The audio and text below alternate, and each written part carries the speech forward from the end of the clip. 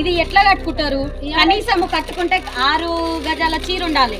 ఇది కొలిచి చూపించమనండి. ఇదే చీరే వాళ్ళ భార్య గాని, కోడలు గాని, కూతురు గాని, కవితమ్మ గారు ఇదే చీర కట్టుకుంటే మేము కూడా అందరం ఇదే చీర కట్టుకొని బతుకమ్మలు ఆడతాం. ఇది బతుకమ్మ చీర అని దీనికి పేరు పెట్టిర్రు, కానీ దీనికి డ్యామేజ్ చేస్తున్నారు. దీనికి ఏమన్నా విలువ ఉంటే మీ రేంజ్ లో విలువ ఉంటే ఈ చీరకి ఎంత విలువ ఉందో చెప్తే మేము దాన్ని పాటిస్తాం. ఈ పోయినసారి చీరల కంటే ఈసారి బాగున్నాయి. ఈ బార్డర్ కానీ చీరలు కానీ ఇప్పటి ఫ్యాషన్ లాగా ఉన్నాయి.